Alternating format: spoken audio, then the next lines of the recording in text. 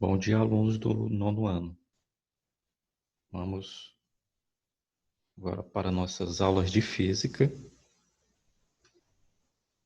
Nosso capítulo 11 do livro, com conteúdo de força. Nós vamos para leis de Newton.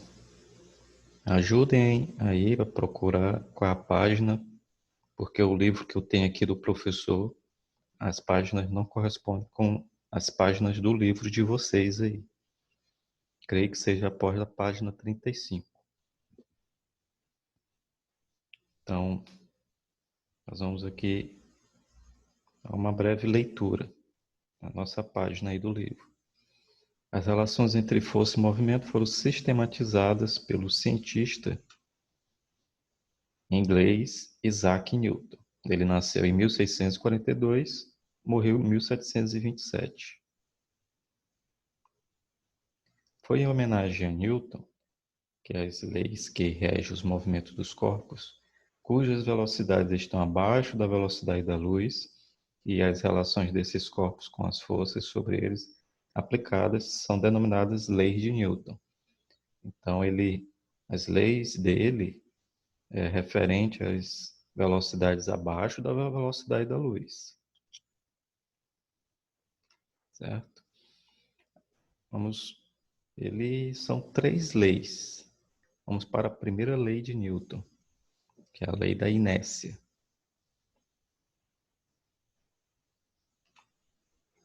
A primeira lei de Newton afirma que o corpo tende a permanecer em repouso ou em movimento uniforme, a menos que sofra a ação de uma força externa. Vejamos algumas situações práticas. Ele vai nos apresentar duas situações. A primeira situação é o caso do passageiro dentro do ônibus.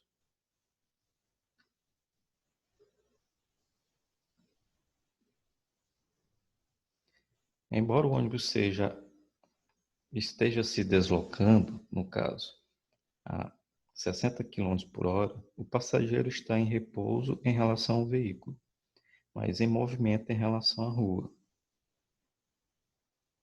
Verifique aí, no livro de vocês, a imagem em questão do ônibus verde, né?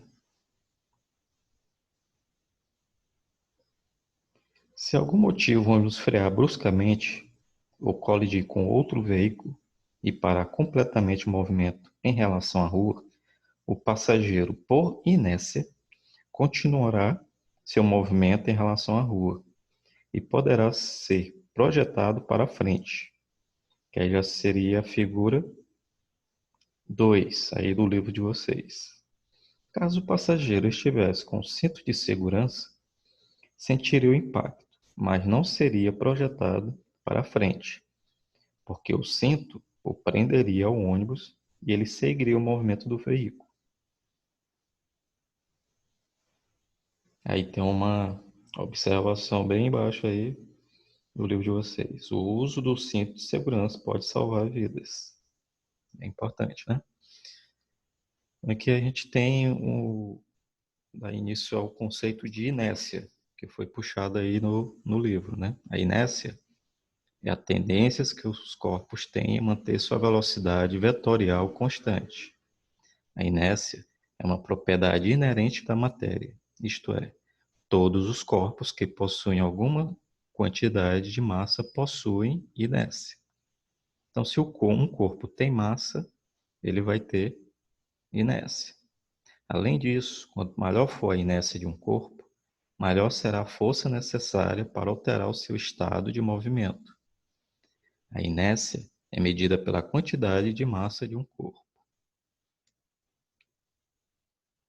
Então, essa figura é a situação parecida do, do livro aí.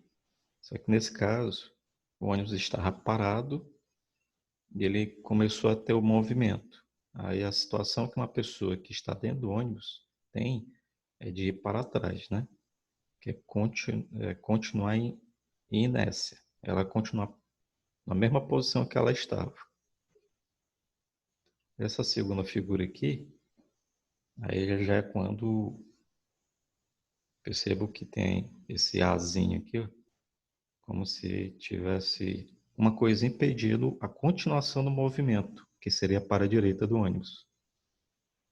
Só que antes dessa situação de parar o ônibus, a pessoa que estava dentro estava em movimento, a tendência dela é continuar o movimento. Seria o conceito de inércia. Certo? Ainda na primeira lei de Newton, nós vamos para nosso segundo caso, né? Seria o caso da toalha e da bola, que está na próxima página aí do livro de vocês, certo? Aí, só uma imagem ilustrativa aqui, desculpe pela qualidade, mas vocês podem acompanhar do livro, melhor no livro de vocês aí. Aí, o que que nós temos? A situação de uma bola vermelha que está sobre uma toalha amarela, sobre uma mesa, né? Aí o que que ele diz aí? Imagina uma bola parada sobre uma toalha, não muito áspera. Então a toalha não é áspera, estendida sobre uma mesa. Uma pessoa puxa rapidamente a toalha da mesa, mas a bola permanece por inércia em repouso em relação à mesa. Entendido? O que que acontece? A bola vai permanecer em repouso por ação da inércia depois que a toalha é retirada. Ao puxar rapidamente a toalha, a bola se manteve no mesmo lugar com um pequeno deslocamento para baixo, por causa da força-peso. Então, a bola, ela tem um movimento para baixo, que é como se fosse uma espessura da toalha. Você tira aquela espessura da toalha, a bola tende a ir para a superfície da mesa. Então, é um deslocamento em milímetro, né? Por isso que ele fala pequeno deslocamento. Então, aí nós temos essas duas situações, do ônibus e da toalha puxando um objeto. A bola ficará no mesmo lugar por inércia, pois estava inicialmente em repouso. Manteve-se assim porque nenhuma força alterou seu estado de repouso.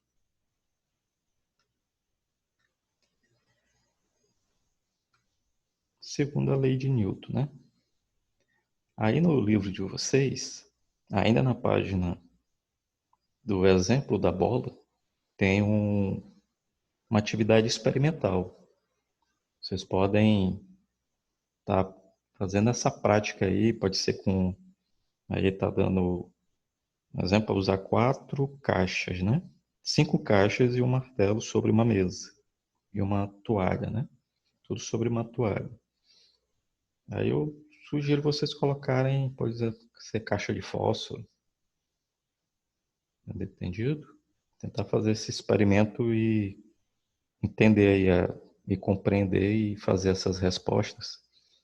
Se possível, podem também estar encaminhando para a plataforma.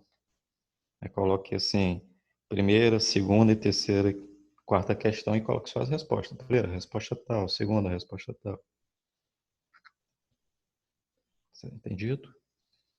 Então, na próxima página, nós temos a segunda lei de Newton, que aí já seria princípio fundamental da dinâmica. Segundo Newton, a ação de uma força sobre determinado corpo pode fazê-lo acelerar na mesma direção e sentido dessa força. Quanto maior a força aplicada, maior será a aceleração sofrida por ele. Nesse caso, 3 variáveis são importantes: a intensidade da força, que seria a força, que é a letra F maiúsculo, o valor da massa do corpo e a aceleração decorrente da ação da força. Então, essa seria a fórmula para encontrar o valor da força, né? Que é a F, que é força, é igual a M, que é massa, vezes a aceleração, que é o A. A unidade de força, Newton, que é esse N maiúsculo, da massa é o kg, né? Aceleração em metros por segundo ao quadrado.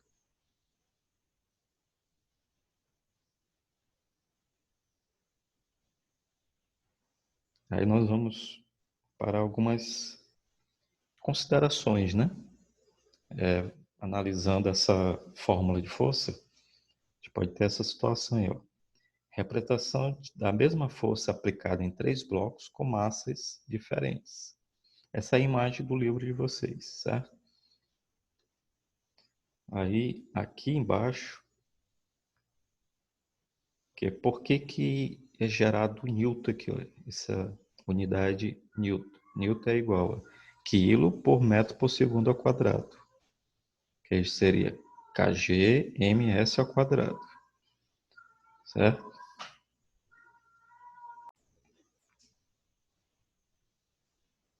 Força igual m vezes a, ou a gente colocando a para o primeiro membro e a força para o segundo,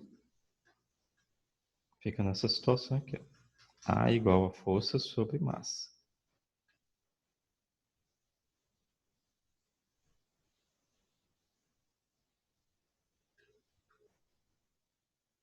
Então aqui eu separei aqueles blocos lá para a gente poder visualizar melhor, né? Vocês acompanhando aí pelo livro. Então o primeiro bloco, que é chamado de bloco 1, ele tem a força igual a 30 newtons, a massa igual a 15 quilos, a aceleração que ele está procurando. Então, em 1, que seria esse bloco 1, usando a fórmula lá, A igual a força sobre M, que é a massa, a gente vai encontrar o valor de A. Substituindo, quem é F? 30. Quem é M? 15. Então, fica 30 sobre 15. 30 dividido por 15, 2. Então, quer dizer que a aceleração é igual a 2 metros por segundo ao quadrado. Aí vamos agora para um corpo de massa de 10 quilos, onde a gente aplica a mesma intensidade de força, 30 newtons, 30 newtons. É como se fosse assim, uma pessoa empurrando 3 caixas, cada uma com um peso diferente, com a situação que a pessoa analisa, né? Então aqui vai estar diminuindo o peso, 15 quilos, 10 quilos. Então, no bloco 2, nós vamos encontrar o valor de A pegando 30 dividido por 10. Quem é 30 dividido por 10? 3. 3 metros por segundo quadrado. Já no bloco 3, nós temos, diminuiu a massa ainda mais, né, para 5 quilos. A mesma pessoa, mesma situação, mesma força, 30 newtons, usando a mesma forma. 30 dividido por M, seria a força sobre M, que é massa, 30 dividido por 5, 6. Então, o que a gente percebe? Com a aceleração aumentou, né? Era 2, foi para 3, ficou maior ainda, ficou 6. Por quê que a aceleração aumentou? Porque a massa foi diminuindo. Nessa a, a realidade, se você pega 3 caixas com pesos diferentes, a que é mais leve você consegue empurrar, vamos dizer, com um desenvolvimento melhor. Enquanto que a mais pesada não, né? Você demora mais para chegar ao seu objetivo. Então essa é a explicação, né, para essa situação. Então quanto mais você aumenta a massa, está aumentando a massa. Era 5, foi para 10, foi para 15. Quanto mais você aumenta a massa, menor vai ser o quê? A aceleração. Então quanto maior a aceleração, menor é a massa. Então se um aumenta e outro diminui, é porque são grandezas o quê? Inversamente proporcionais. Mas já a aceleração com a massa é inversamente proporcional, porque se uma aumenta, a outra diminui. Mas a aceleração com a força já são grandezas o quê? Diretamente proporcionais. Se você aumenta a força, nesse caso aqui, o que vai acontecer com a aceleração? Vai aumentar. Aumentou a força aqui, a aceleração aumenta. Aumentou a força aqui, a aceleração aumenta. Então, por isso que são grandezas diretamente proporcionais. Quando você aumenta uma, vai aumentar a outra. Então, para determinado corpo, quanto maior a força aplicada, maior a aceleração produzida. Então, aqui, a massa foi o quê? Alterando, né? Já essa situação aqui, ó, que a massa é a mesma. A massa é a mesma. Que é o que vocês têm aí no livro de vocês. É o mesmo exemplo. Mas o que acontece com a força? Vai alterando o valor da força. Por quê? É um exemplo diferente, né? Vamos dizer, pessoas diferentes empurrando a mesma caixa. Aí qual a situação que a gente pode analisar, né? Se vê uma pessoa, um bebê, empurrar uma caixa, ele não vai conseguir empurrar nada. Mas se for uma criança, aí já, vamos dizer, usa uma força lá maior do que a do bebê, desculpa, usa a força maior do que a de bebê, já vai empurrar alguma coisa, uma aceleração tal. E aí já for um adolescente, já aumenta, né? Também o desenvolvimento. E um adulto já vai empurrar com mais facilidade. Mas aí como encontra esse valor, né? Usando essa mesma fórmula, certo? Que seria o quê? Para você encontrar que a aceleração é força sobre massa. Então, 0 dividido por 10, 0. Para encontrar essa aceleração, 10 sobre 10. Seria a força sobre massa. Então, 10 sobre 10, 1. Para encontrar essa aceleração, 20 sobre 10. Força sobre massa. Aí seria 2, né? E aqui, para encontrar essa aceleração, seria F sobre M. Aqui é a fórmula. 30 sobre 10, que é 3 metros por segundo ao quadrado. Então, para determinar o corpo, quanto maior a força aplicada, para determinado corpo, quanto maior a força aplicada, maior a aceleração produzida.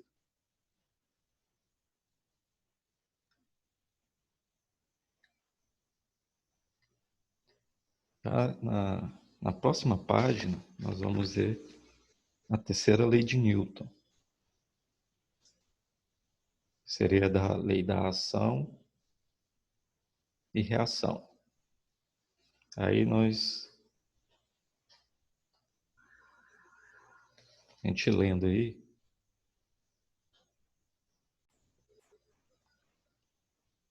então, a terceira lei de Newton é a lei da ação e reação, que seria na próxima página aí. Segundo Newton, quando um corpo exerce uma força sobre outro, há uma reação. Isto é, o outro corpo exerce uma força de igual intensidade e direção, mas em sentido contrário sobre o primeiro corpo. Se você empurrar uma parede, que seria a figura A, aí do livro de vocês, haverá uma reação, ou seja, a parede exercerá uma força contra sua mão. Se o fenômeno físico descrito pela terceira lei de Newton está presente no nosso dia a dia de forma intensa, uma bola de tênis pingando sobre o chão é um exemplo. Quando a bola cai, bate no chão, o chão, a força-peso da bola, sentido centro da Terra, enquanto que o chão exerce uma força contrária à força-peso, que é a lei da ação e reação. O movimento das hélices de uma lancha dentro da água é outro exemplo, seria a figura B aí do livro de vocês. As hélices fazem o movimento dentro da água, empurrando-a para trás. Já a água desloca deslocada exerce uma força contrária sobre a lancha, fazendo-a deslocar-se para o sentido oposto. Então, enquanto que a hélice empurra a água para trás, né, a água desloca o barco para frente. É o princípio da ação e reação agindo aí também, né?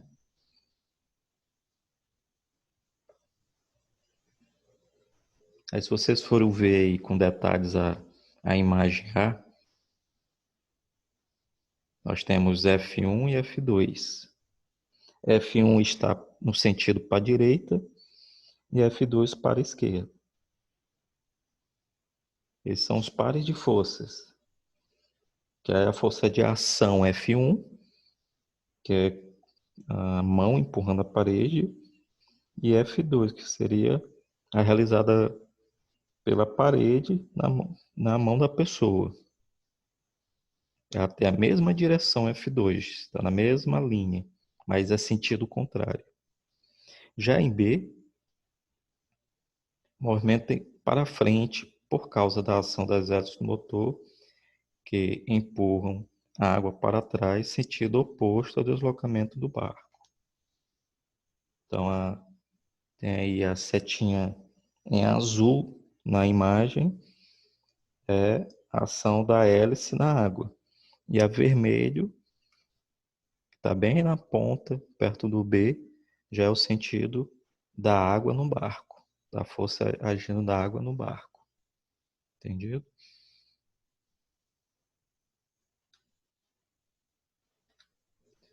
Força de atrito seria uma aplicação da terceira lei de Newton, que quando o corpo se desloca apoiado sobre uma superfície, pode-se observar, na maioria dos casos, o aparecimento de uma força contrária ao movimento do corpo, denominada força de atrito. Se não existisse a força de atrito, então se você pegasse uma bola e chutasse, ela nunca poderia parar se não existisse a força de atrito. Entendido? Quando o corpo se desloca apoiado sobre uma superfície, pode-se observar na maioria dos casos o aparecimento de uma força contrária ao movimento do corpo, denominada força de atrito.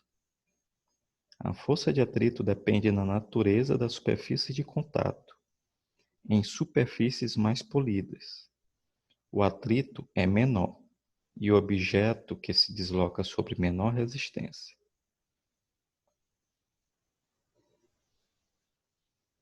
Então, é o que a gente vai ver no exemplo aí do livro de vocês, da figura 1 e 2, que tem a mão desenhada. O mesmo não acontece se a superfície for muito irregular, como uma lixa, onde haverá maior atrito e, consequentemente, maior resistência ao deslocamento de um objeto.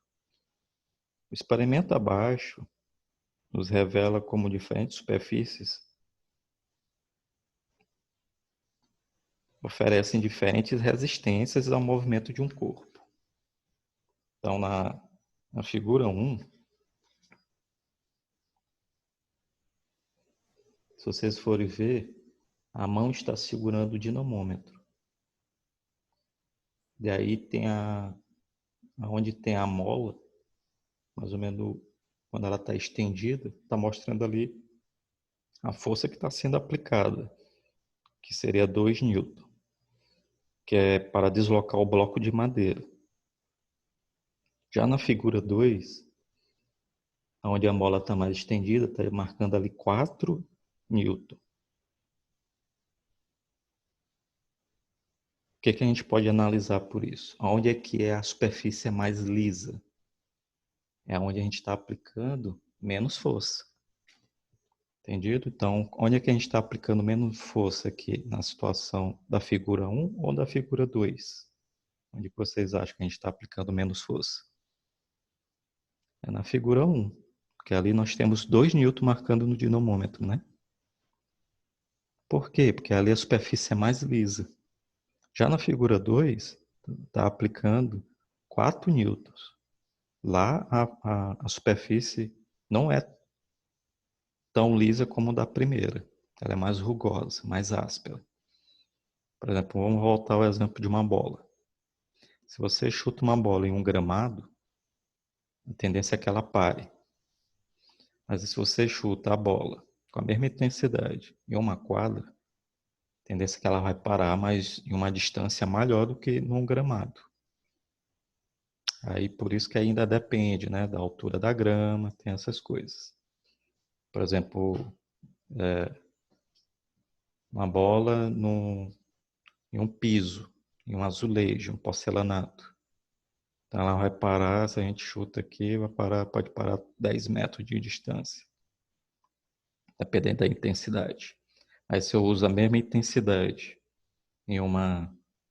na praia, uma areia de praia, né? Ela vai parar a menos de 10 metros, se a gente usar a mesma intensidade. Então essa é a questão. Isso explica a ação da força de atrito nesses movimentos. Aí bem aqui eu fiz um esquema que vocês também têm aí no livro de vocês, que é do bloco aqui, ó. Esse bloco aqui, em branco. Que do lado direito nós temos a força e no sentido oposto a força de atrito. A força de atrito, ela tem intensidade variadas conforme a força que está sendo aplicada no corpo e ela depende exclusivamente do tipo de solo que está sendo aplicada aquela força, certo? E ela é de sentido contrário da força de aplicação do movimento, para justamente fazer o movimento parar. Então, a força de atrito é contrária ao sentido da força de aplicação em um movimento, ok? Então, como atividade, a gente pode estar tentando responder das questões que estão após força de atrito, que é rever e aplicar. São 6 questões. Aí eu gostaria que vocês enviassem para mim essas respostas, né, pela nossa plataforma, ou por imagem, ou por arquivo. Aí é só as respostas, coloca o nome, coloca a questão, o número da questão e coloca a resposta ao lado. Ok? Seria bem gratificante para que a semana que vem a gente corrigisse, vocês acompanhassem o entendimento de vocês. Obrigado, um bom dia.